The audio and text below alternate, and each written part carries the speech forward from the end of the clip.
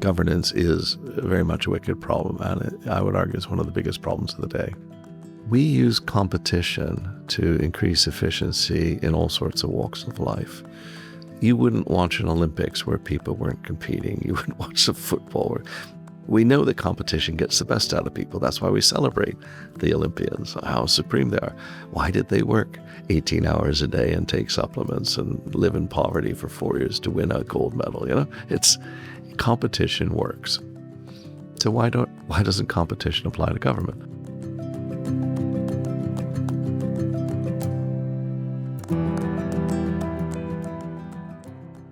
This episode of the Free Cities podcast is brought to you by Veritas Village.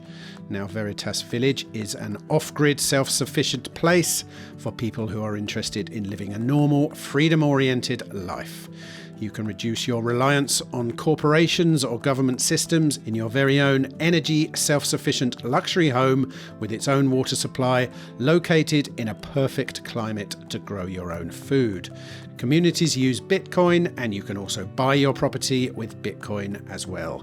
www.ecovillages.life/free cities. For more info, please don't forget to mention the Free Cities podcast, and in the meantime, enjoy the conversation. Right, Michael, I think it's very hard to know where to start, actually, because we are a podcast interested in free cities, free zones, et cetera, and there are so many ways to approach that from where you are.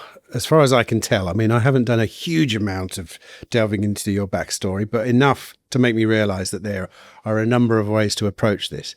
I think the best one for me, and the easiest one, was to come at it from and I found this very interesting, that you were the 695th Lord Mayor of London, is that right? That's right. Which in itself is quite astonishing. I'm not sure I know any organisations that have 695 former people in charge, maybe. I mean, the City of London must be one of the, certainly one of the oldest currently existing special economic zones. Would you call it a special economic zone? I mean, what was the original purpose behind the City of London when you go right back in history? Was it something that just formed naturally, as you would expect, a group of people in one place deciding, okay, we need to create a system here? The formation of the City of London is lost to some degree in a history that is not very well recorded, and also quite a bit lost in legend. So sometimes the legends overrun the facts. If you were to look at its age, I would argue it is probably the oldest continuous democracy in the world. And the other crowd who might have a go and say it's they would be the Tin Vault in Douglas on the Isle of Man. And there are different versions of how much this had to do with Anglo-Saxons and Vikings and all sorts of craziness. But what probably distinguishes the City of London was the ability to use the old Roman walls. So London itself was founded, if I get it right, AD 42. The Romans come over, Boudica burns them down a decade later, but they persist, and the Romans leave in 400 AD. And we don't know why they left, and again, there are arguments that they were absorbed in the native population, and a few leaders left, and there are arguments that say they kind of left en masse. But the most important thing is that the City of London itself was unoccupied. So the City of London constitutes just over 677 acres. We don't have that much land, so we pay attention to it. 1.2 square miles is another way of looking at it, and 2.2 or something square kilometers. Anyway, there are arguments again about that, but the old Roman walls extended from what we would see today as Blackfriars to the Tower of London, and then up and around what is called London Wall still. The modern city largely follows that pattern. It's a little bit extended from outside that initial wall, but not by very much. Are the gates Roman? The gates were Roman, yep. So, and again, arguments about the numbers of gates. Some would say 5, some would say 7. But, Aldersgate, Bishopsgate, Altgate without the Newgate, which was put in well after the Romans, hence new, and so on. So you've got the gate system, the walls all set up roughly around the 200s. The Romans had a wooden palisade, and then they went down to Maidstone and Kent, and barges would come up, and they built the wall itself. When London was unoccupied, and the archaeological evidence is really clear, 200 years of no occupation from 400 to 600, the people, such as they were occupying what we would today call Fleet Street, which was then called London Vic or London Port. And I don't know, to me it looked probably a bit like a science fiction film set, Planet of the Apes or something, that there were all these temples overgrown and people sort of scurrying in the walls, but they stayed out. And then suddenly, for reasons we don't understand, they moved almost en masse at 600 in and set up 25 wards and beadles to run those wards. And then, again, there are arguments on this. The earliest would claim that sometime around 640 AD, we began electing sheriffs to hang over a pair of sheriffs, following the Roman consular model of 2 consuls. That's one argument. Some people would say the sheriffs came later. And this is where I say legend overruns things. So you'll hear things that the word sheriff comes from shire, reeve, which means a shire, and reeve is a tax collector. But that would imply there was a king to have a shire, and of course the city of London isn't a shire anyway. Some people would point to the fact that the ancient word shire means just any kind of habitation, so the habitation tax collector, which is probably what I would buy into is the most likely. But the term sheriff originates again.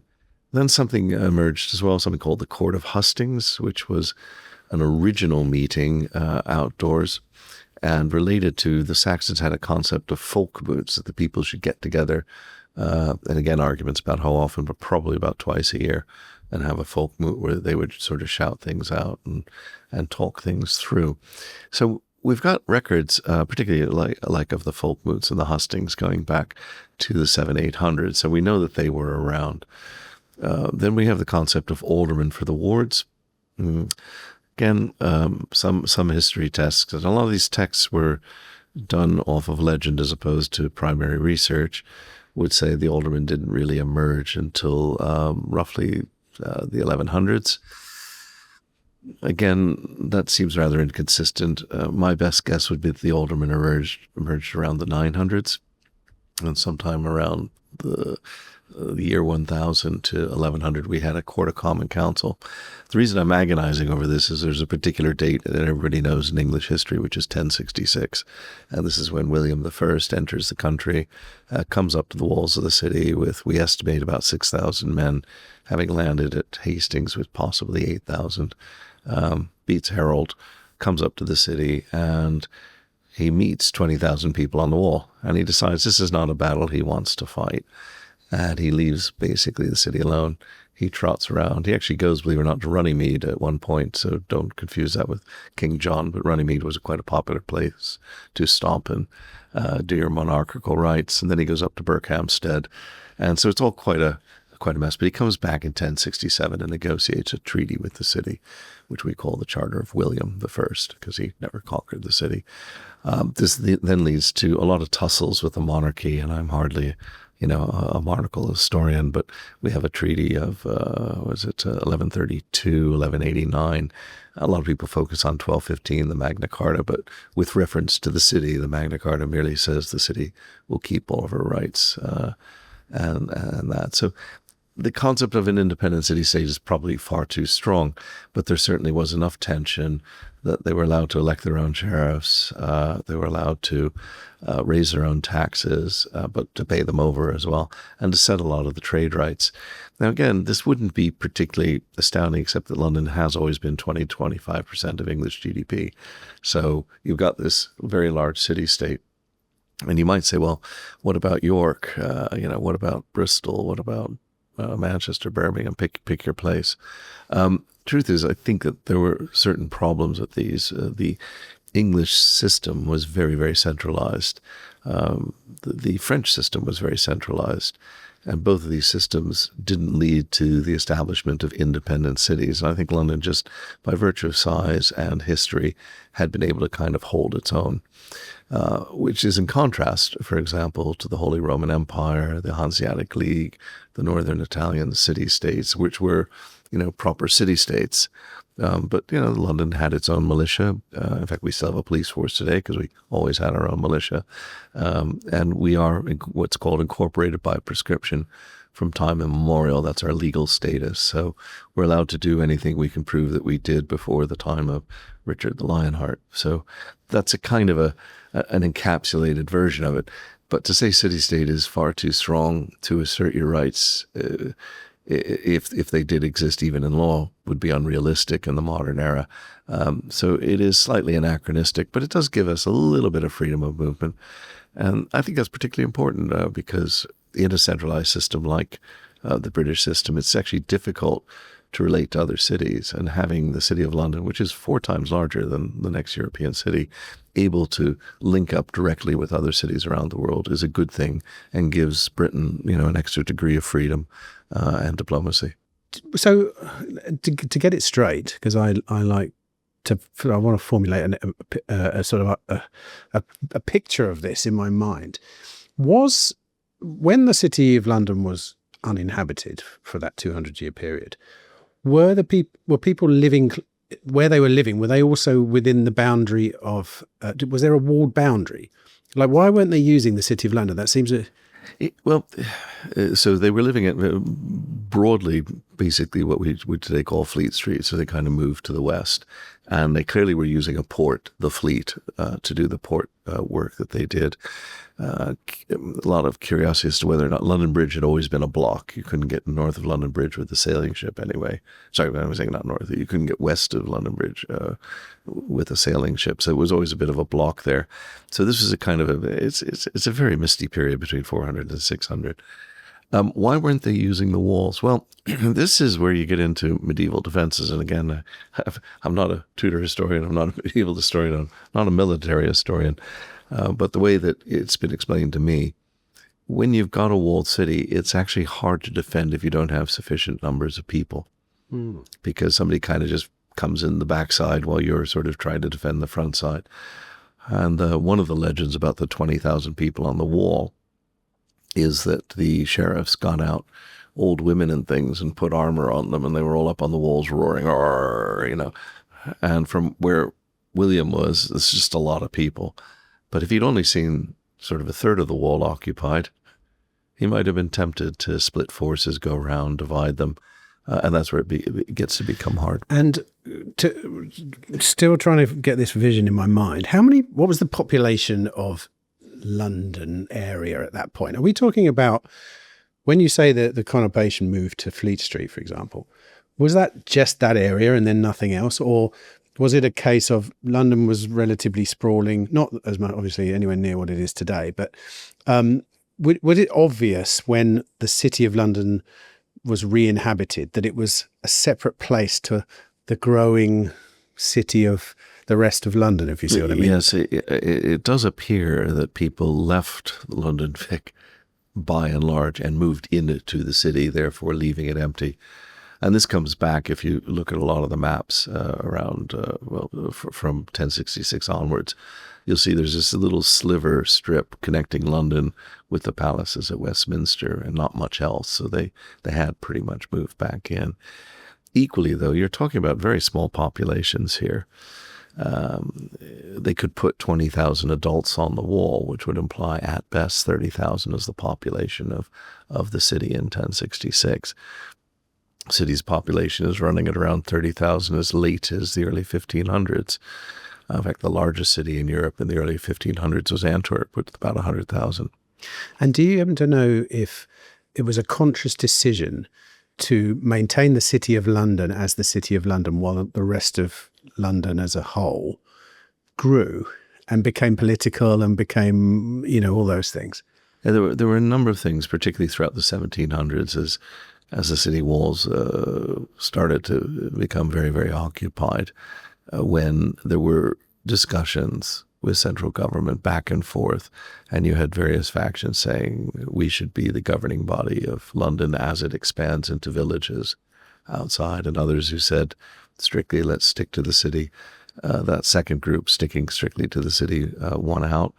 You could argue it was a bad thing. You know, a lot of people like to make land grabs. I certainly see that on television a lot these days. You know, expanding is a good thing.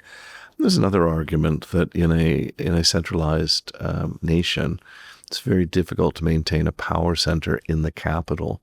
It just leads to conflict. So take America and Washington, D.C. It's very difficult for Washington, D.C. to establish something, whereas mayors of New York or Chicago or L.A. can establish positions of power. But to have two powerful people in a single city frequently leads to trouble. So I think restricting the city was probably a realistic outcome for London. And you can see some of the struggles that London has had over the years with the precursor to the GLA and Ken Livingstone, and then later Boris Johnson and Sadiq Khan. These are complicated positions when the capital, when the parliament is sitting there in the capital at the same time. So what is the day-to-day relationship between the City of London and London then on the whole? I mean, I lived in London for 8 years. I worked on Fleet Street. Well, I worked for a newspaper, and I thought I knew quite a lot about London, and I knew there was for example, a private police force here, because whenever we were here, I was a photographer. There was private land that was. I remember people thinking, well, that shouldn't be private land. You know, that's a walkway. I should be able to, So there's a lot of mystery about it, and the Corporation of London and what it means, et cetera, et cetera. So what is the actual day-to-day relationship between, say... Well, I've always described the City of London as a democratic workers and residents cooperative. We really kind of control the area, and so concepts of private probably don't apply in the way that you just implied, but that they're owned by the corporation, yes. But that's a body that is representing those people who work in the city and the 8,000 residents. So those who have the vote. And again, this is an interesting bit about as a workers' cooperative and all those structures I spoke about, hustings and folkmots and all that. The Anglo-Saxons really had this concept of people had a right to vote. But they focused typically on economically productive people. So the early franchise didn't come to you because you had property, which is, again, a modern notion that if I have property, then I get the vote. In fact, there it was, well, you can have property and not get the vote. You would be unlikely to have property, though, if you weren't economically productive. So the two came together. But you could be economically productive without property and get the vote. And it was really were you usefully contributing that got you the vote. And that was a kind of important. It's still today. Our workers have the vote. It's a complicated system with 1 in 10 votes per worker as opposed to residents with a full vote.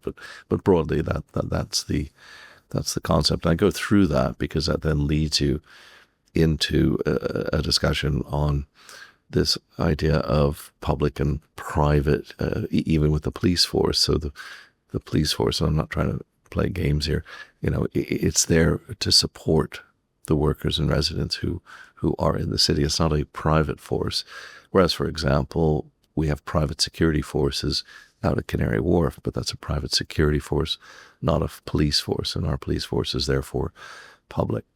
Relations. Well, relations with London, wider London, are very, very good.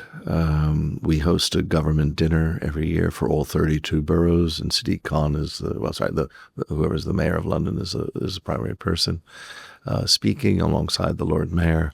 We raise quite substantial amounts of tax money, well over $1 billion on our land, and we give, I believe last count was 90% of that goes, or over 90% goes to other boroughs.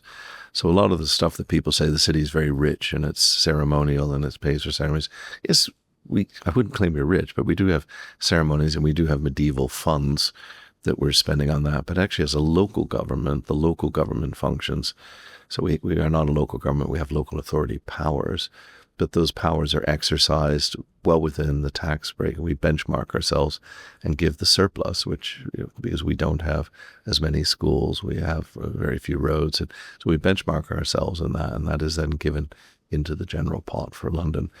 It's an often unremarked point that we actually do hand those monies out.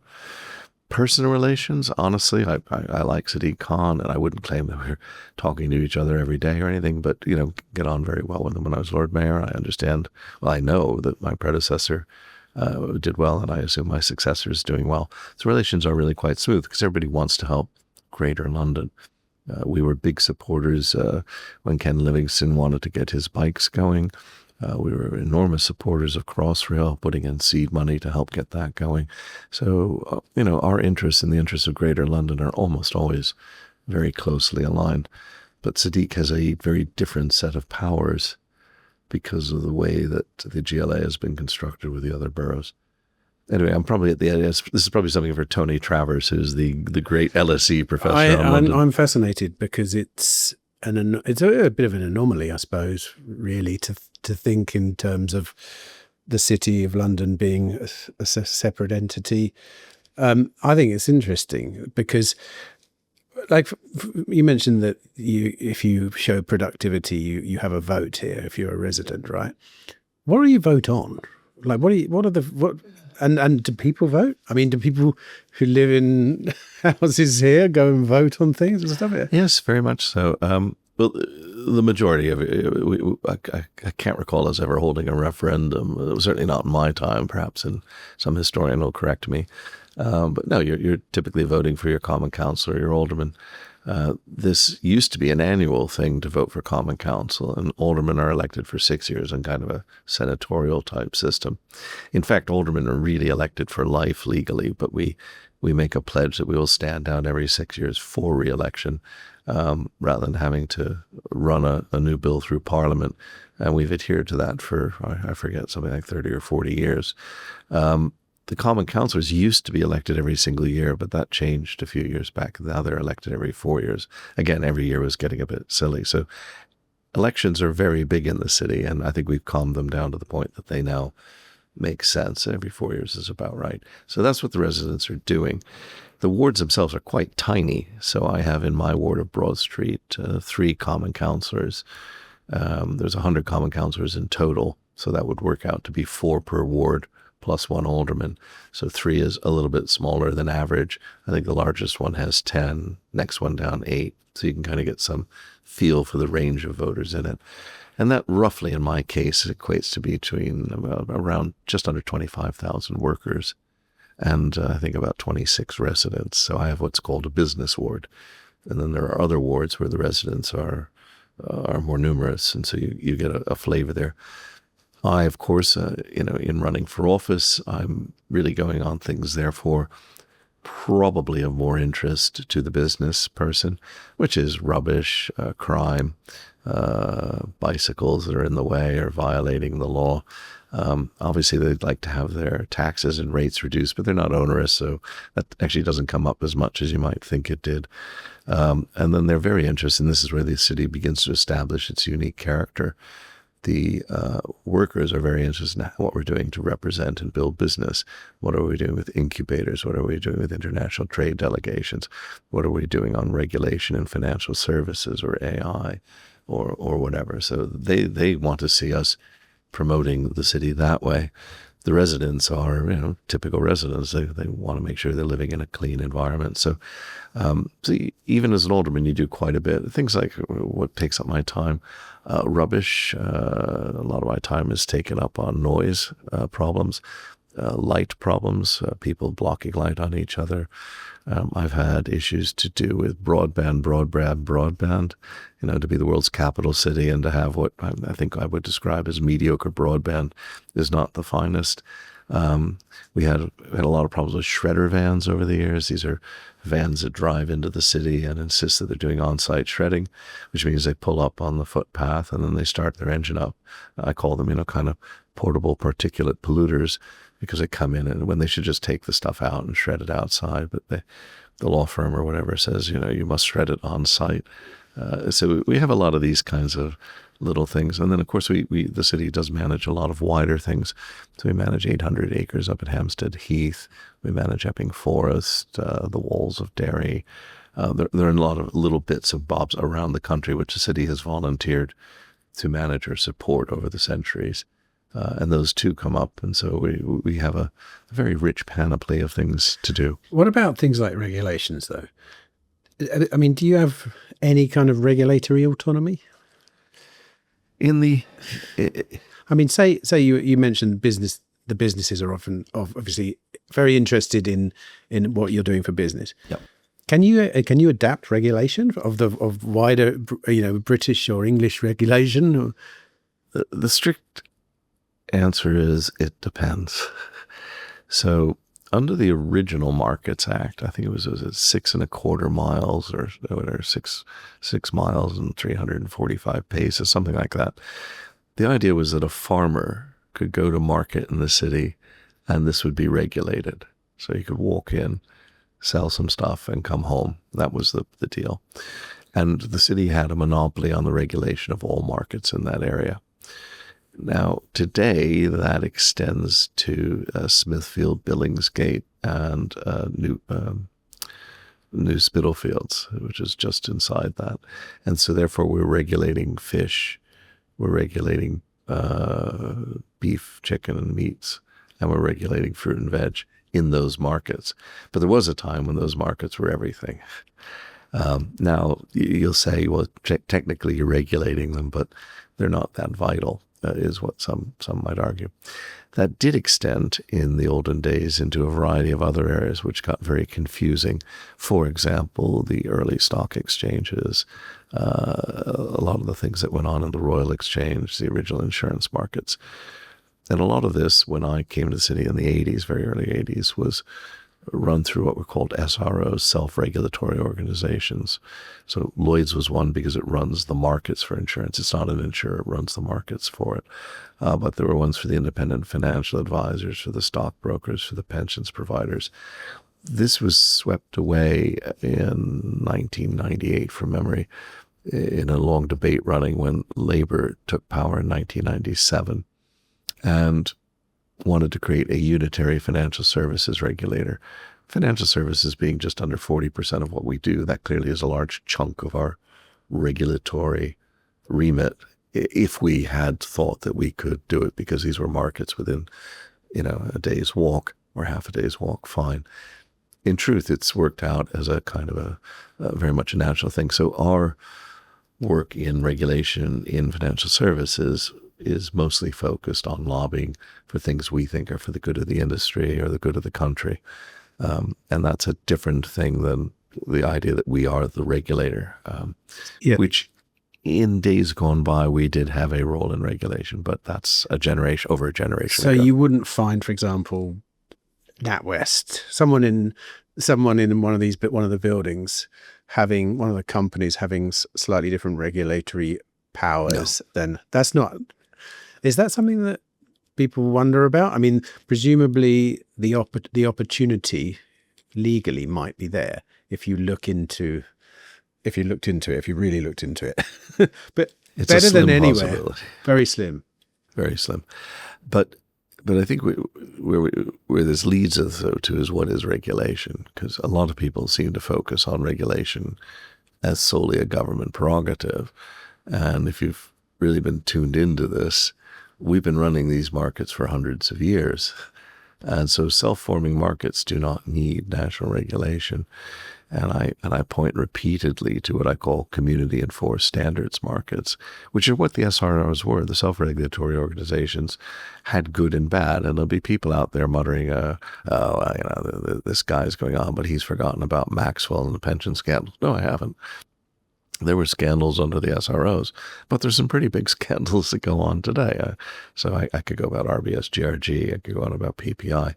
So the form of regulation is intriguing, but when you look at a variety of areas even more deeply, so if you take, for example, food safety, maritime sector, petroleum products, a lot of areas are handled by the ISO standard system, which has within it quite a rich grouping. So I call it community enforced standards markets, because these tend to arise because people in an industry want to have a good industry. And there's a tension there between wanting to keep the cowboys out and having standards that are too high that you can't make money. And the best people to interpret that in many cases are the people in the industry. So take food safety. So you're eating prawns from Vietnam that have been shipped across the world. Well, there was a lab in Vietnam that tested them. Then they were packaged according to international standards. Then they were transported and they needed to be refrigerated to particular standards. And the people who did that met a standard for transportation under temperature and blah, blah, blah. And then they came here and then they were on your supermarket shelf and then you bought them with a sell-by date and the contents and where they came from. Now, the way that the governments run that is they say, you will adhere to the ISO standards. If you break them and we find out, then all heck will break loose, which is fair enough. There are criminal and civil sanctions for breaking those rules. However, the government regulatory element of it is actually to let those standards evolve. So if there's a new standard for labeling or there's a new standard for determining colors on prawns where your pink prawns are no longer pink because they've outlawed the coloring agent or whatever, that's all being done largely through the international system, not by the British government. And the British government, quite rightly, adds to that a layer of food inspectors and all, but they're sampling. They're trying to make sure, in essence, that the private auditors who are also in the system are doing their job.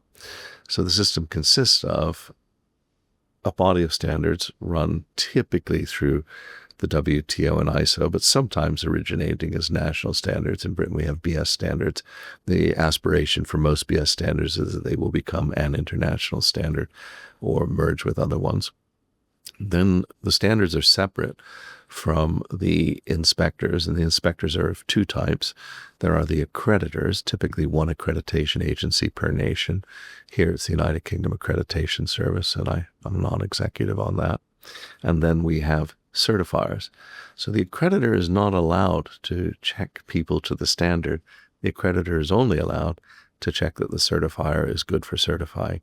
Why is that? Because we want to keep competition in the system. And so we will often have many certifiers for one line.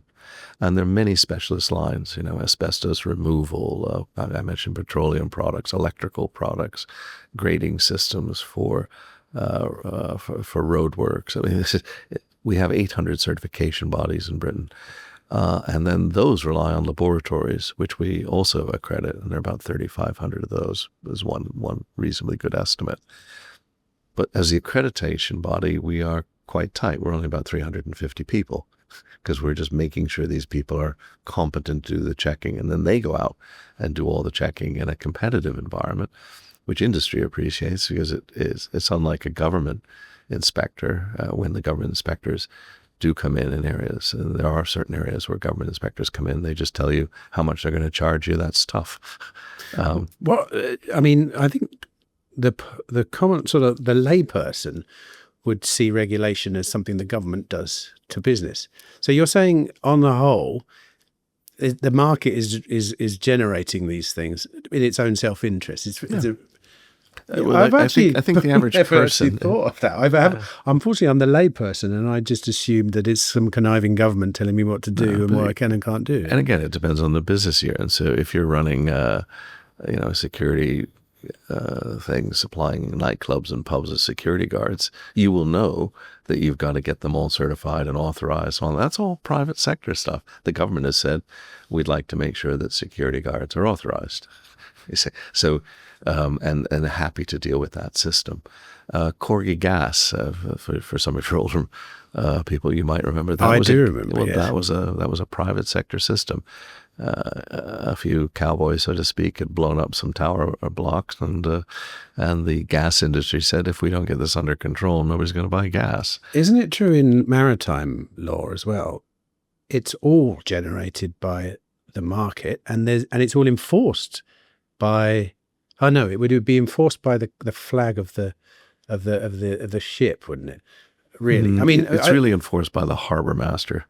No, but I mean, I often, we talk a lot about cruise ships on this podcast because they're a really interesting model of a private city, basically. They are a floaty private city. And as a result, it's a brilliant example because nobody goes onto a cruise ship thinking they're walking into the private governance model, and they don't actually care who's in charge. They care they're getting a good service from the ship, which is basically, and as a result, the ship doesn't want to kill anyone, doesn't want to hurt anyone, doesn't want to, and the regulations adhere to that. But there's no one walking around the ship making sure XYZ is happening. It's a really, interesting example of basically what a lot of people in the Free Cities movement would like to see on land more. That kind of free market city, Well, we could talk in a minute or two about how they could promote that, because I would promote that, but I would argue that they haven't quite understood how regulation already works. Now, on a cruise ship, that's a really interesting area. Well, ships in general are very interesting. So the International Maritime Organization, the IMO, is based here in London. It's the only UN entity based in the UK as its headquarters. Remember, it has no Navy, it has no Coast Guard. So it's a good talking shop where people get together and discuss the issues that they face and what they want to do. And it can only move as fast as the average, not the slowest member, but it's got an opinion. And it's made great strides, in my opinion, on areas like, low sulfur, on fuel efficiency, on reducing maritime noise for cetaceans. It's actually done a lot, but it's got to talk. And then they typically work through standards. But who enforces those standards? And it is really mostly the harbor master. So when you go into a harbor, a typical ship like one of your cruise ships will probably have about 50 or 60 certificates of various forms. There'll be a load line exemption on the technics of the vessel, whether the vessel complies with maritime safety rules, righting rules, moments, all that.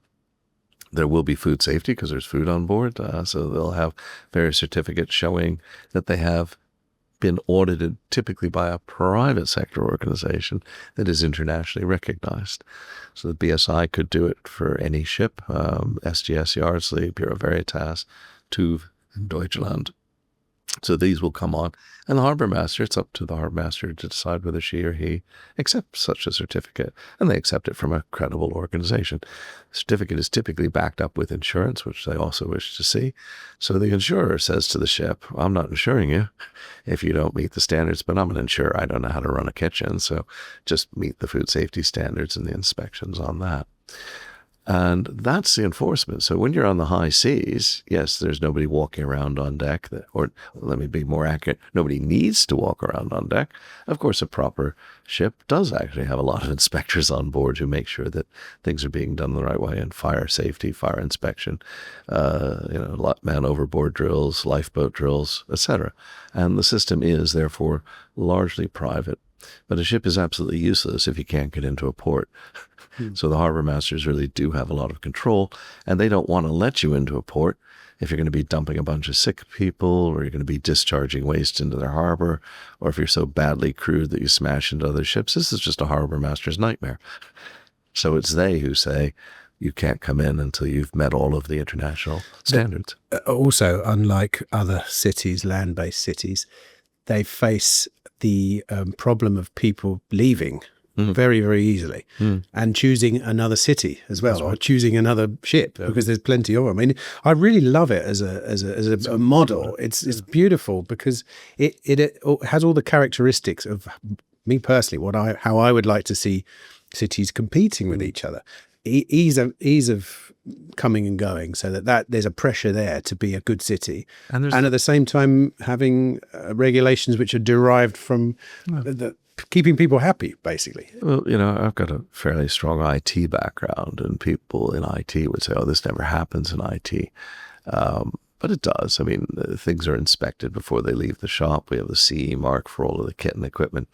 But when you look at there's a whole set of standards where you want to plug into a network, and you can only plug into the network if you meet its protocol.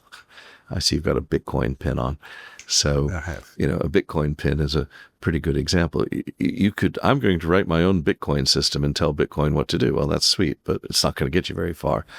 So a lot of the CIT standards, all that you can't do something if you don't meet that standard.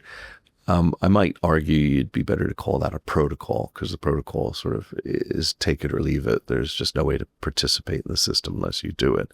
And the standards tend to need a bit more auditing because people are tempted to cheat. Cut a little bit, put too much water in your prawns, or color them with something that you didn't want to actually eat if you knew what it was. So it's that kind of a system, and it's protocol on the one hand is tough. You'll just have to follow it whether you like it or not. Standard is kind of, we got to make sure you follow it. The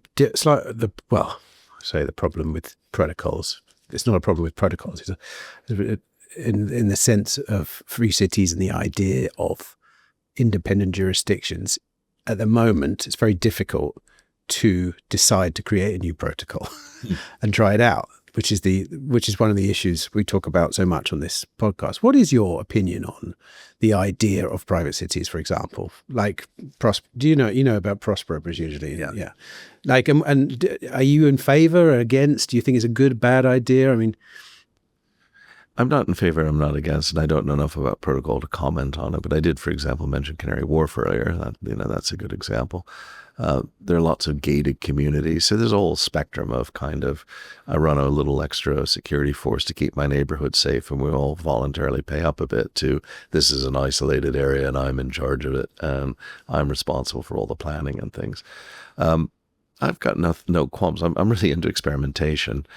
And I feel one of the problems we're facing in the world is the increasing over-centralization of many forces. And how do we engage local democracy? Now, I've got no specific answers to that. I've long been a proponent of land value tax, but that's because I believe that it's a better way to look at taxation and keeping the tax revenues local, but also encouraging the locals to make the most of it, which has always been the problem.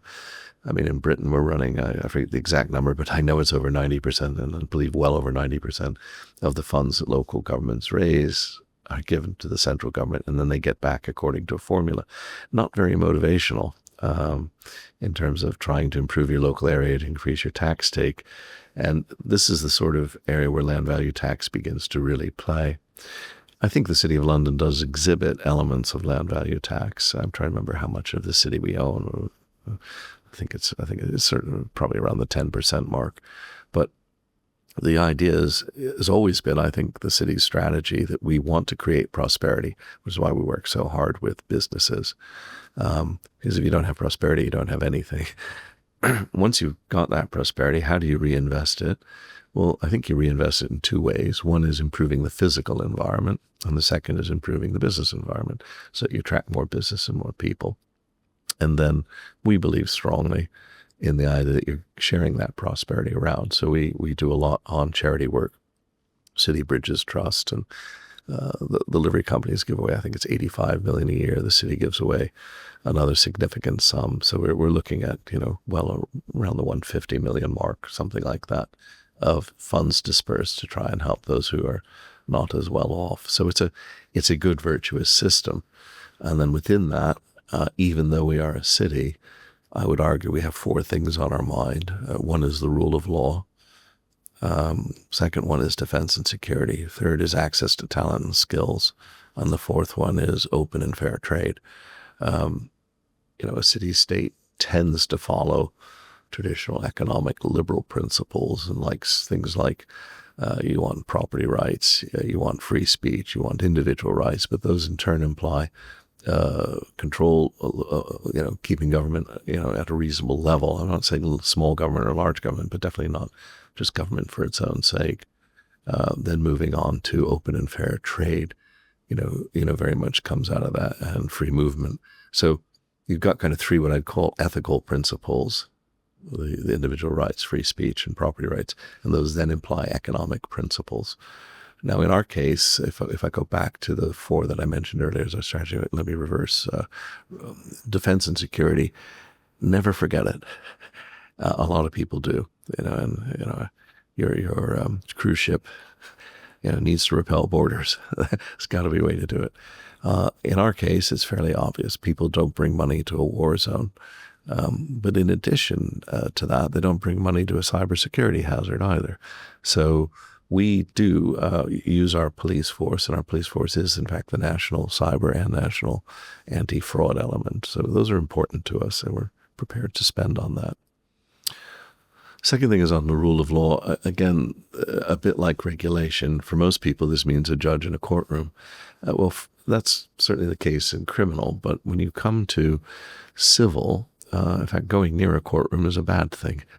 Commercial people really don't want to go near courtrooms if they can avoid it.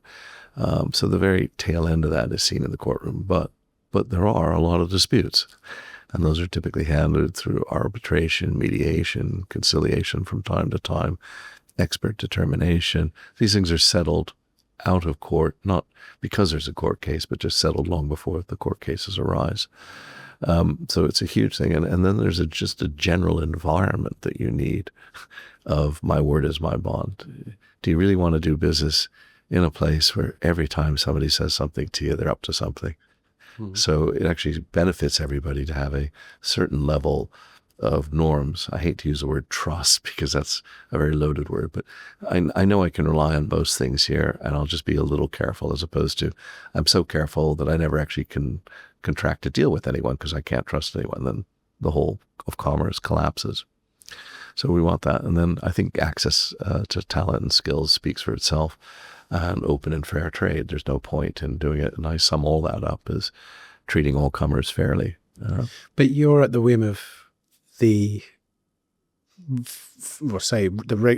terms of all those things, you are at the whim of the government, not yourself, your own government. If you want to attract new business, for example, there is a limit to what you can do. You can make the place nice, you can make it secure, but you can't attract people in the same way that, say, somewhere like Prospera could, which is Prospera has a system where you can choose from OECD regulations throughout the world. You're here, you're stuck with the UK regulations, you have to do it that way. So what does that actually mean in real time? What is it? How is it that you attract people to the city particularly?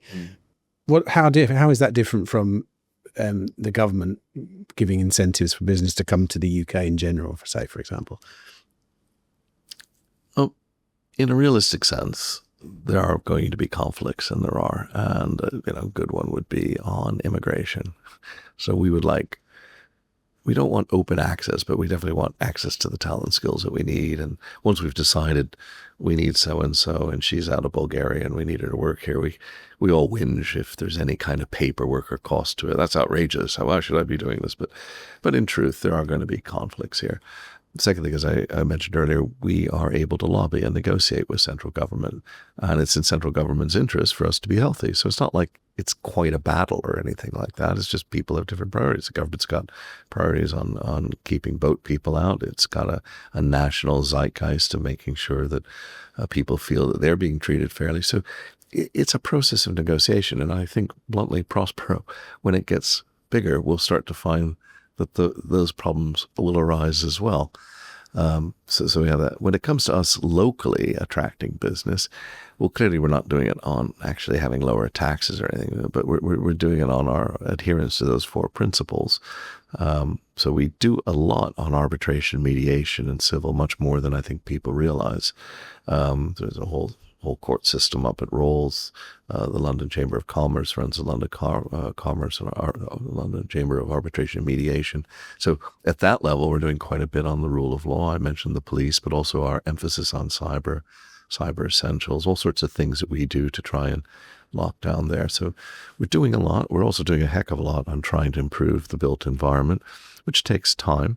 But one of the great things I'm very proud of is over the last 15, 20 years, we've seen the reemergence of many of the little old alleyways. Well, the reemergence of alleyways, they may not be the same old ones, that you can now walk through the city. It's more permeable, and then we have many plans to increase that. One of the other things we do a lot of is what my theme last year as Lord Mayor was Connect to Prosper, trying to celebrate the many connections that we make. So we like to make more connections. So even things like the permeable areas are, you and I run into each other in an alley. Hey, Tim, good to see you. What's happening? And we try and increase that. We have the livery company movement, which is 50,000 strong, making sure people meet at that level. We support all sorts of clubs and associations. We hold conferences galore, our Innovate Finance conferences, our tech conferences, etc. Level 39 over at Canary Wharf was half funded by the city because we wanted to increase the connectivity on fintech. So we're always doing things to make people meet each other. And all those make London a very attractive place. I can genuinely vouch that a lot of people who've left London for other places have come back because they're like, it just lacks the vibrancy. Maybe the taxes are a bit high, maybe it's a little dirty, but you know what? I miss the buzz. And I'm sick and tired of kind of going from office block to office block for a formal meeting and not actually meeting anybody or having new things in my life. And it's that novelty and new connections that we try and foster. So there's a lot that we can and do as an entity here in the centre. I've still got loads of questions about the City of London, but I want to move on because I think we're going to end up speaking for too long on that particular subject. And I'm sure I've heard you talk about this kind of stuff before. But something that I did find interesting and that I'd never heard of before is, Peter mentioned this to me in the context of what you do here at your it's ZN, right? Mm-hmm. Yeah. And he described this phrase dilemma analysis, which I'd never heard of before. Can you talk a little bit about that and what it is, what it means, and then depending on what you say, I want to ask you some questions about. I'd never heard of it before. I think when I looked it up as well, it was also called. It had another name, but maybe you could explain it in terms of dilemma analysis. Well, yeah, you can start with dilemmas, and you can move on to trilemmas and quadrilemmas and all sorts of things. Yeah, I think ZN is very much was set up 31 years ago, and it was set up as a commercial think tank to try and go out and find problems to solve that would keep us all busy and interested. We had no shortage, so we've done a lot in the climate change space. We've done a lot on funding of SMEs. We've done a lot on developing countries' growth. We're probably most famous these days for running 3 fairly large indices. One is called the Smart Centers Index, and this is looking at how commercial centers are good at taking advantage of ideas and innovation and deploying technology. So it's not smart cities in the sense of, are the traffic lights wired, operating. It's much more about smart centers.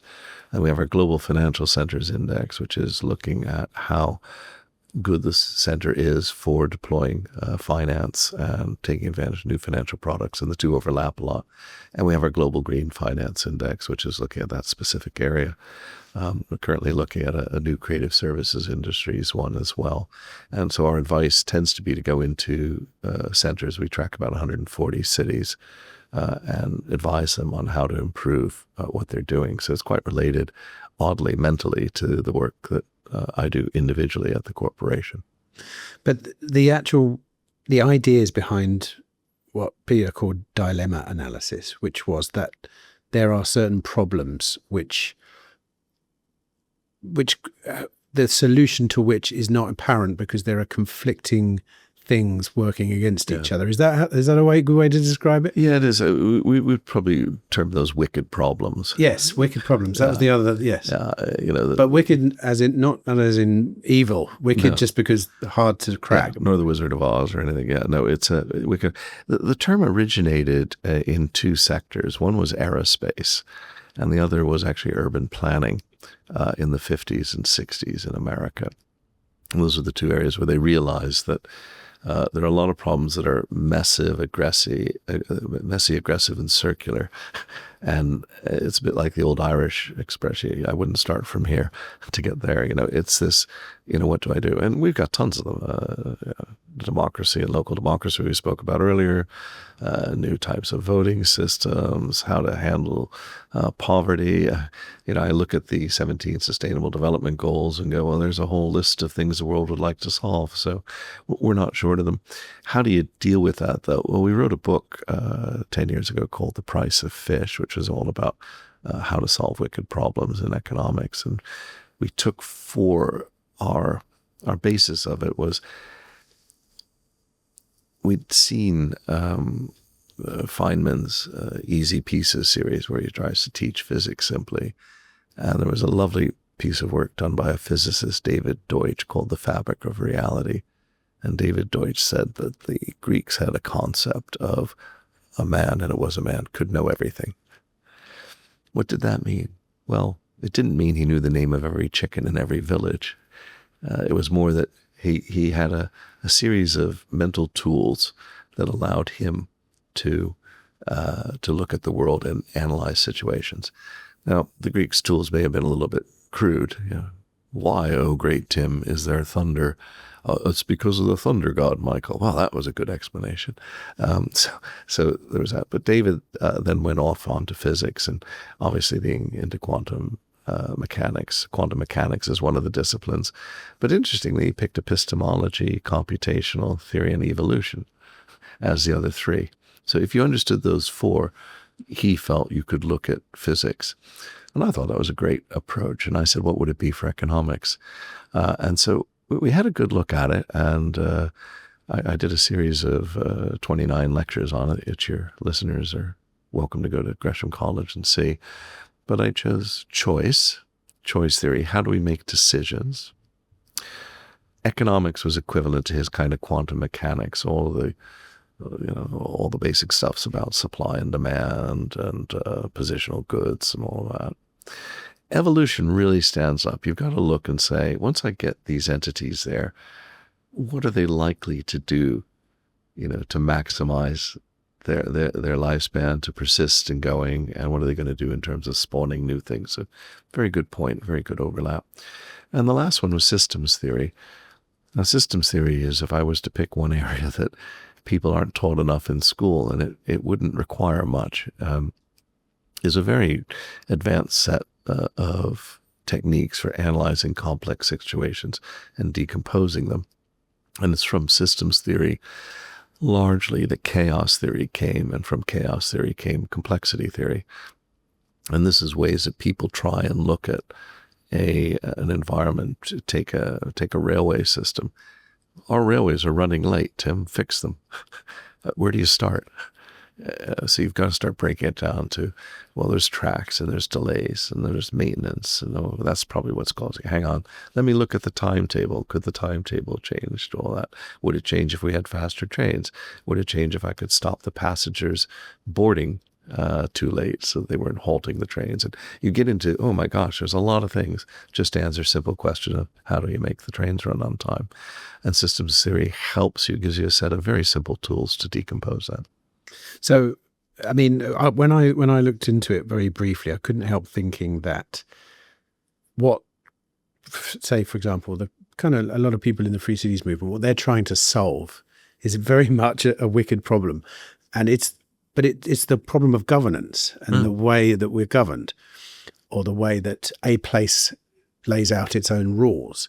And democracy comes up a lot, because democracy is not the democratic process, at least the one we see currently. A lot of people vote on something that gets someone into power that then creates rules. In that process, quite a few people are disenfranchised because they were, just by the fact they were born in a country, suddenly now something is happening in their country that they are probably not a part of. And one of the ways you solve that is in the private city, for example, or like a cruise ship. You say, well, here's a contract, sign it, this is the rules, abide by the rules. If you don't like these rules, there's another one over there. There's another city-state over there, or another free city over there. You could go and use that. It certainly is a very wicked problem, the problem of governance. And I would say, probably, from my perspective at least, where we're at the moment is I think there are a lot of people unhappy. It seems, at least in my world, maybe I've probably skewed in one direction, but maybe if I went out on the street and said, do you like the way you're being governed, to the average person here, they probably don't think about it, in all honesty, but amongst people that do think about it, it's a wicked problem. And so how would you go about solving it? See, my response would be, okay, there's an easy way to begin the process of solving that, and that's create a market of governance. Mm-hmm. We don't really have a very well sort of like a very obvious market in governance at the moment. You have, you could move to another country, but the governance model is often roughly the same. Or you could go somewhere where you really don't want to go, where they've got a terrible governance model. So how would you go about solving that? And I'd be interested to know what you think might be a good solution if you were to sort of. Wow, details. You're absolutely correct. Governance is very much a wicked problem, and I would argue it's one of the biggest problems of the day. One thing I have muttered is it would be really good to have an ISO standard for good governance. And they'd never let it happen. Well, ISO would, but the idea. Exactly, that's what I mean. Yeah, but ISO would allow it to happen, but they wouldn't enforce it. Would the mayor of New York accept that he was? Well, it's more like who would enforce it, because we're relying on them to enforce it on themselves. You could, in terms of attractiveness, you could say, "Hey, we're a well-governed town. This is, and we've had people in to audit us on it, and we know what the international standard is, and we meet it." Many standards start that way. That's what I mean. They're community enforced standards markets. They're not government enforced. That was my point earlier. And the way to start that is through a bit of competition. So if there's a competitive environment, people then often reach out for standards. But let's park that one for now. That it's one. The second thing is, is there a lot of anger and frustration out? What was that film Network in 1970? I'm mad as hell and I'm not going to take it anymore. I think there is actually quite a bit of that around at the moment in quite a number of countries. Not all, by the way, but quite a few countries. I was at a breakfast a few weeks ago where some chap stood up at a club and ranted on for 5 minutes at a politician who's not in power. And he wasn't being nasty. He was just frustrated. Why can't we get potholes? Why are our schools not functioning? Why? And so there's a lot of that going on at the moment. And that probably is an indicator of government. Is it more or less, or are we just cranky old men? Who knows? But I would argue there does seem to be a fairly high degree of tension. What could be done about it? Well, I think the first thing is, I pick on 3 things, if you don't mind. The first one is democracy itself. Is voting every 4 or 5 years, depending on what your system is, really democracy? I mean, how involved are you? You said democracy is we vote people into power. Well, is it? I thought it was being involved in things. Now, how could we be more involved? So I would encourage your listeners to explore, but maybe not wholly adopt, things like liquid democracy and the pirate parties, where the idea in these, as I express, I'm not sure they would express it this way, is that we have transferable votes for the formulation of policy in the parties. So you're an expert on the environment. I'm an expert on oil trading. I will do the petrochemical thing. You give me your vote. I give you my vote for the environment. You give me your vote for chemical trading. We create the policies. So you walk into an environmental meeting and say, we're going to, I don't know, ban air conditioners, whatever's on your mind, and you've got 10,000 votes. But that's the policy. Then we vote on the policy as a whole. And again, I might have transferable votes. So everybody's actually being involved in the formations of the policies. Whereas at the moment, we have kind of a strange situation where we vote people into office, and then they kind of tell us what their policies are, but they try and put them in a supposedly in some type of statement of what their policies are before they get into office, their manifesto, but they try and be as vague as possible. And then they shift ground. So, it's actually putting it on the front foot. The second thing is, being involved in democracy. If you're more frustrated now, well, we'll join a political party. Political party membership, as you know, is through the floor. So who am I going to blame? I'm not going to blame anybody. But I think we should perhaps pay more attention to working with the parties before the vote. And I think the parties could do a lot more things like liquid democracy, people's assemblies, to engage people beforehand in how they're doing policies, rather than, we won't say what our policy is, because if we did, somebody might attack it and then we won't get into office. And the key thing is to get into power. I disagree. The key thing is not to get into power. The key thing is to have good policies for the nation or the state or the city. So that's one element. Second element is there's a popular kind of approach, which if only Xi Jinping were running this place, or in the old days it was at least Mussolini made the trains run on time. Actually, Mussolini didn't. The trains were running on time before him. In fact, they deteriorated slightly, well, very, very rapidly at the tail end, but slightly under his rule. But what I think people are admiring is the consistency of a dictator.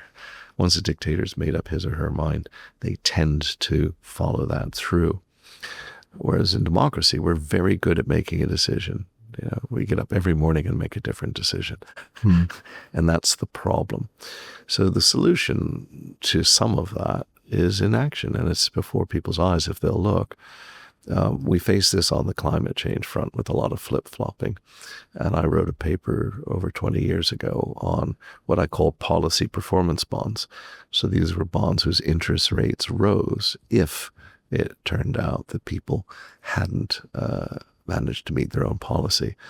Now, before I try and make myself sound like a genius, I'm just extending an idea that Margaret Thatcher had in '82 when she created inflation-linked bonds. So her inflation-linked bonds, if she said inflation was going to be 2% and it was 4%, then you got 2% on the bond in addition to whatever the coupon rate was. She had to do that because nobody in Europe believed that Britain would actually repay. They'd never repaid in full. It'd always been, lend us £100 and we'll repay you in, £60 worth of pounds, even though it's £100 back. And so there was a lot of frustration about that, and she created those. And I just said, that's clearly extensible. And we've seen a very interesting policy performance bond in Malaysia where the interest rate on the bond goes up if they don't improve education in the state. So again, going back to these city-states, if you've made a promise, how are you backing it up? Now, the greatest success we had was in March 22. The government of Chile issued such a bond for climate purposes, a 20-year bond based on targets 8 years out, which was therefore 2030. And the two targets were a reduction in greenhouse gas emissions from, I think it was 112.3 megatons to 95 megatons, and an increase in renewables in the grid from 45% to 60%. So if they don't make that on a straight line to 2030, and from 2030 for another 12 years, they pay a higher interest rate. So now I'm like, okay, the government of Chile means this. When I would traditionally have invested in the energy sector in Chile, I would have maybe put 50% in renewables and 50% in fossil fuels. But it's pretty clear the government of Chile doesn't want fossil fuels. But I still don't fully trust the government, so I'll buy a little bit of the bond, you see. Or I'll buy a lot of the bond or whatever. So it becomes the proper hedge for the government policy, which if you think about it in this kind of wicked solutions, massive, aggressive, and circular, it actually encourages you to go, wait a minute, the government must mean this. So you actually accelerate the government policy because everybody's like, there's no way they're going to change this. So you begin to see a rapid bit. As I say, that was a $2 billion issue, $2 billion in March 22, and they've issued many subsequent issues since with varying targets and things like that. Now that's putting your money where your mouth is. And I think a lot of that starts to solve some of this democratic flip-flopping of choice all the time. And of course, it also raises, wait a minute, you wanted a 20-year policy, right? And you thought you would just do it when you got out of bed? No, so you're forcing the decisions to be made big time. And so people are less inclined just to make a snap decision because a snap decision on that's there. It also does a lot of good alignment of government timeframes and infrastructure and business timeframes. Because governments make all these statements, we're going to have heat pumps. No, we're not. We're going to only have EV vehicles. No, we're not. These sort of flip-flops really hurt business because business is running on a 20 to 25 year time frame. So if government wants people to make 20 to 25 year decisions, then it should too. And I think you can see that at city, state, and national levels. And it is happening. These bonds have come out in Chile. Uruguay has copied them. Thailand issued an environmental one in November. And I think it will happen. Yeah, the problem is, like you say, the flip-flopping happens because the system now works with a strategy of the important thing is to be in power, not the important thing is to have a particular policy. So it becomes a game of winning the election and nothing else. And as a result, on the whole, you can say whatever you want to win the election these days, it appears. And then almost, I mean, it's just happened in America as well. So many people who thought, oh, Trump's come relatively, that's some fresh ideas happening. And lo and behold, when government actually kicked in and the truth came, then all that stuff goes out the window. All the reducing the size of government, maybe keep the spending down. That sounds great. But then when the reality of running a massive country kicks in, it's like, no, actually, let's have another $1 trillion bill. Why not? Just don't tell anyone. But I often wonder whether it's just a function of the size of all this stuff, because the other thing, obviously, that a lot of us are into is decentralizing things down to a bit like what you've got here. You've got a smaller, well, no, but I mean, in the city, you're a small jurisdiction in a way. And that's really much easier to keep the democratic system, I think, works much better on a small scale like this. Or even possibly on a scale like this, really, in a place where people probably less political, they just want a good service. They're like, is it good here? You know, are people running this place well? Okay. Then I'll just let them do that. Are I making money? I'm a merchant. I'm working here within these walls. Is my business doing well? Is everyone happy? Are my morals? Are the morals of the people in charge, are they good as well? But once you try and scale that up to even the size of the UK, I think it becomes difficult. I think. Well, the size matters, and I would agree with that. And this comes up constantly in discussions that I have globally. You know, what's the right size? There's a particularly interesting book written by a friend of mine, James Briding. We went to high school together, and James is Swiss, and he wrote a book called Too Big to Fail about 6 years ago. He wouldn't explain it like this, but I will, because he's not on the program. Fair enough. He looks at 8 countries who are small, the largest being the Netherlands with 17 million. Obviously, Switzerland is in there with 9 point whatever million. I won't get them all, but Denmark, Sweden, Ireland, Singapore. He left Norway out because everybody said, oh, Norway is just rich, you know. But he said, these are countries, and I want to measure how well they do. And the measures that he picked were the educational system, the healthcare system, the environment, the infrastructure, and how they treated the disadvantaged and the elderly. And there are metrics for these internationally. They're slightly imperfect because they're qualitative measures to some degree. But you know, if you've been to any of those, they beat the heck out of Germany, France, Spain, Italy, Britain. They also beat the heck out of America because it's everybody's focused on this GDP number. And the way I express Jim's book, which I don't think appears anywhere in there, is this raises the fundamental question, what are the economies of scale of the nation state? So supposedly, as you get bigger, you should be more efficient. It should be easier to run the place. So none of this, oh, it's so hard to run a large place. Why is a small place so well run? Latvia, 1.3 million people, more unicorns per capita, a fully automated governmental system. Somehow 1.3 million people are operating a system that we 67 million have been unable to afford. So you know, parse that one. You can see some of the difficulties. Now, then you move on to the other side. Well, hang on, at this, you know, take this to the extreme, and frankly, we should be operating in groups of 50 or whatever. There is a lot of corruption. The city, bluntly, had a bad reputation, particularly in the 1700s and early 1800s, as being corrupt. We have the corrupt boroughs of Britain, of England, actually, strictly. But anyway, so you've got this tension. Some of this comes back to looking at some of the other federal nations. So Germany is a very good example, 16 Länder, I think 3,000 Gemeinde. Italy is not so decentral. Spain has got tensions because it's got a regional decentralization. Canada, Australia, and then of course we come to America, which Britons tend to fixate as their comparator for reasons. But in America, there's a high degree of risk tolerance for people failing in governments at county and state level. And in Britain, there's a kind of no postcode lottery. And Thatcher, and you can tell that, you know, I look at her in the round, nevertheless was one of those politicians who believed that there was a lot of corruption going on locally, and the best thing to do was to centralize it. So with decentralization comes risk of variance in performance and potential local corruption. But without decentralization, you lose any engagement of the population at a level that they can effectively do anything.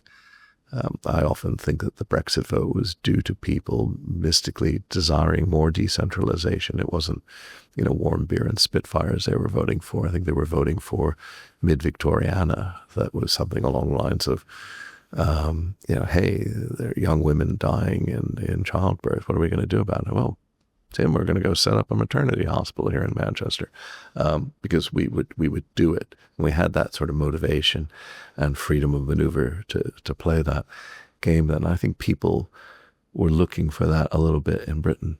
I think that there are some other countries where they are looking for a bit more centralization. When you say that the risk in decentralization is corruption, I would argue that that's a better way to deal with corruption, though, because it's limited to a smaller geographic area or a smaller place. The same goes for, there's a lot of people say, well, if you have too much decentralization, you have a lot of warring fractions. There's more, and I would say, well, that's better than two massive states warring against each other, which also happens.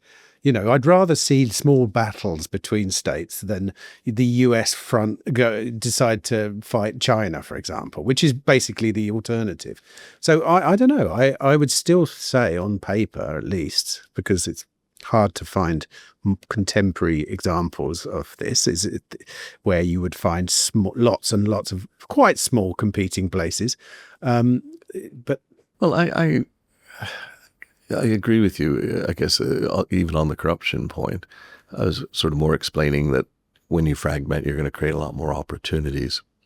And that leads to the notion of competition. So a good place that runs, and I'll give Jim his due, and I lived there for a little bit, is Switzerland. The amount of decentralization in Switzerland, and that's the other thing that you encounter in Britain when you talk about Switzerland. Well, there are only 9 million people. We can't learn from them. I'm like, well, actually, given the way that they're performing, I think we could. Yes, well, it doesn't matter. It's very inefficient.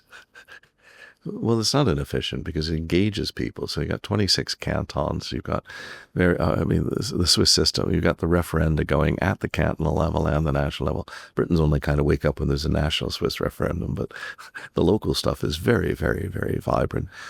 But there's competition, and everybody is ferociously, passionate about their local area, the group that they come from, and all that. Now, that competition they've got in balance. You can obviously have competitions that's out of control, but competition is important. But competition equally means you've got to know the rules of the game. And so where I would go is that most of the countries that have decentralized well have thought about it very hard. They tend to have a written constitution, and it tends to be something along the lines of, this is national, right? This is state, this is local, and then we carve the units up. Whereas, here we've done it by the history of Wales, Scotland, Northern Ireland. So we are, when you talk to people, we've already done devolution. Yeah, but that was like 10% of the population. The other 90% haven't been decentralized. So there's a lot of structural issues in setting up it. You need competition, but to have competition be good, you've got to have very clear rules so that people are fighting to evolve better systems as opposed to fighting each other entity to entity. Also, of course, Switzerland has a really feel-good tax code, let's say. Isn't it right that they can decide where their tax money goes, and they can decide to withhold it from certain parts of the economy, parts of the government? Is that true? No. I mean, that's it. Oh, have I misheard that? Yeah. There's a tiny bit of maneuvering on a few areas, but nothing of substance. I just know some people that really love that about living in the key thing though is that your local canton taxes, see. So the share taken by the federal government is actually quite low. So if you make your local canton more efficient, you will pay a lower tax rate. So that's good competition. Right. And this at a time when we've got places like the OECD saying, there should be a unified international tax, which it's an insidious idea. I mean, my problem has always been that human beings are apes, and we do really well when we balance competition and cooperation. Yes. And as I said earlier, the competition needs to be focused on improvement as opposed to taking each other down. That's it. And there are ways of structuring that. But we also cooperate. And so we need to get both of those right. And in the case of Switzerland, it's better than average for sure. And it turns up in the numbers. Yeah. And it's also probably true, I would say, at least in my experience, I live in a very close-knit community, let's say, in a sparsely populated part of the country. But the ability that by scaling down and decentralizing the governance structure means that you tend to have face-to-face contact more with the people that you're actually governing with alongside, or who are governing you.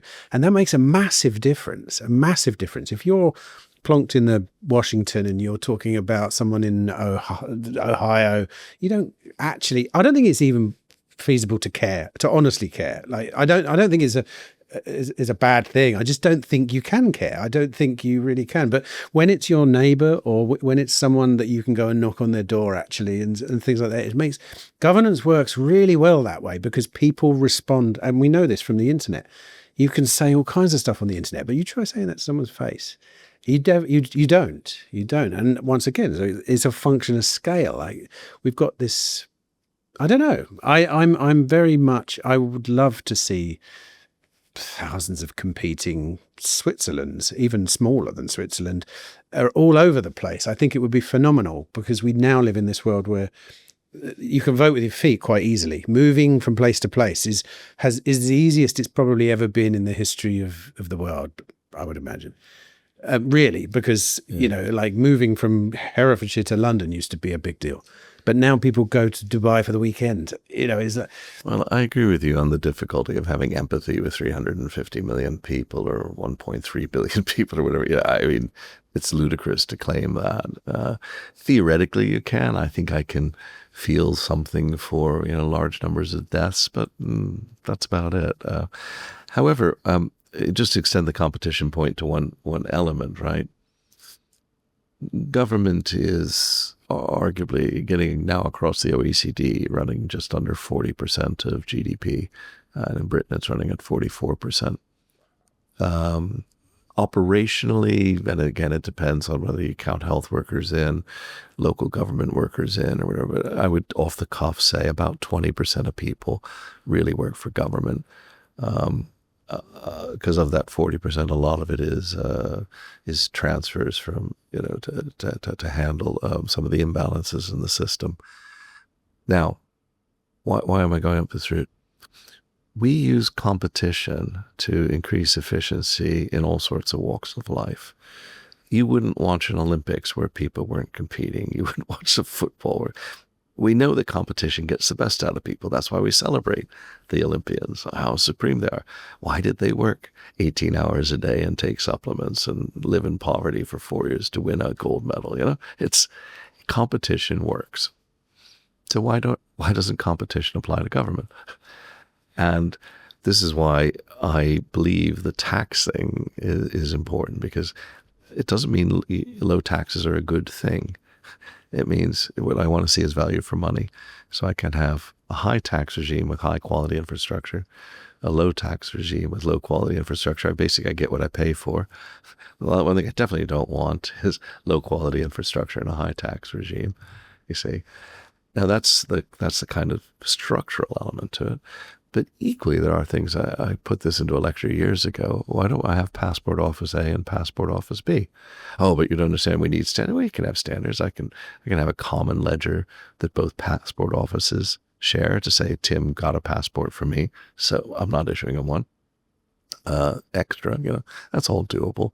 But competing on the operational service, driver license authorities, actually lots of areas of government, if you think it should be done in government, then can it also be done in a competitive way?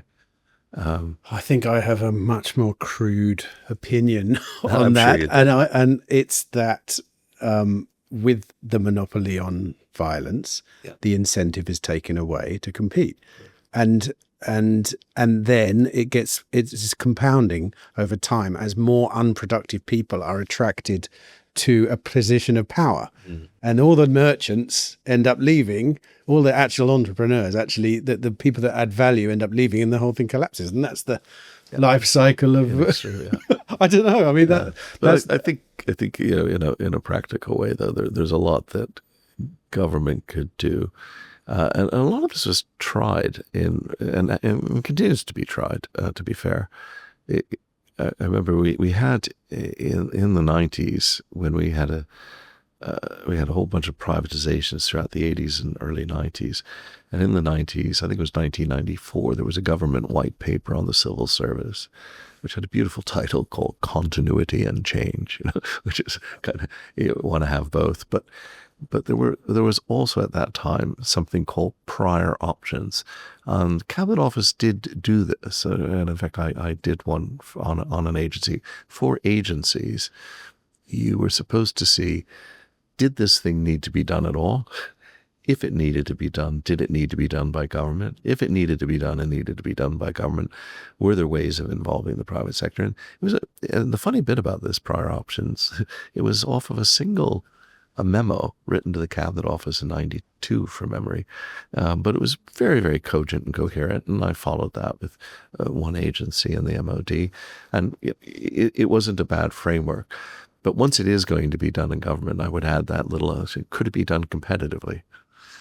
Because when you say, could it be done by the private sector, unless you're going to establish another monopoly, and that's often done as well, we have a tendency to give out, in my opinion, contracts that are too big.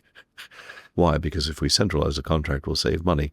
But we never seem to save the money, and nobody ever goes back and looks at it. And I've long been a proponent that when you're doing some outsourcing, if you've got the scale to do it as 2 or perhaps even 3, do it, because it will compete with each other. And there's some good examples of large organizations I can't name, but one big retailer in Britain did that with escalators and lifts. They said to 3 companies, well, they said to multiple companies, we're offering a tender, but for 1/3 of the estate. And then they got the 3 who'd won together and said, you have to cooperate. If he's failing, one of the 3, if A, B, and C are together and B is not doing so well, you, A, and C need to help him and tell him how you're achieving better results than he is, or we'll replace him. And are you sure you want us to replace him? So it started a kind of lovely bit of competition, competition and cooperation in that environment. So there are creative ways of doing it, and back to governance. I know we've got time yet. Last question, just to end on a high note, let's say. Do you have a preferred level of governance? Do you have a preferred?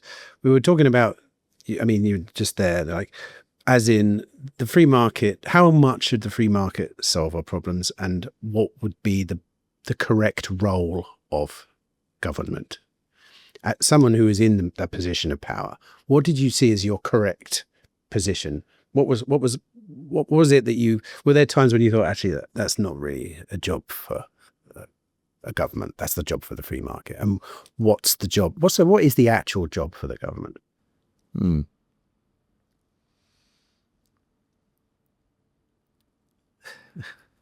It's funny because I gave a lecture which ended on Goldilocks government, neither too much nor too right. What's the meter? So it's an excellent question, and I addressed it 20 years ago, and I'm trying to remember what I said then. No, but no, it is a pretty good question. I think the real question is there any operational service delivery role that government should do? And I would push that to the extreme. Okay. But when I look at things that nonprofit organizations do, they typically do 4 things. The first thing is they develop a sense of community.